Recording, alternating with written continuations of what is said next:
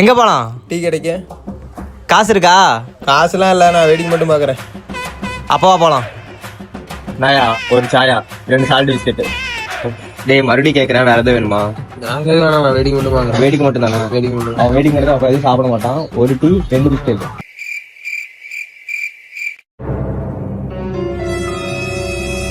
வேடிக்கை தான் பாப்போம்னா டேஸ்ட் தான் பண்ணி பார்த்தேன். எனக்கு எதுக்கு உங்க காசு?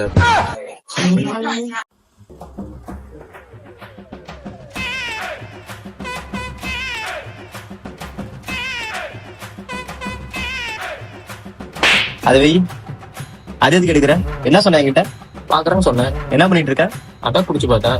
அதே மாதிரி தான் பிஸ்கெட் எடுத்து சாப்பிட்டு பார்த்தேன். இப்போ இதுக்கெல்லாம் நான் பே பண்ணும். ஆமா, நீ தான்டா சாப்பிட்ட. நான் பார்க்க தானே சாப்பிட்டேன்.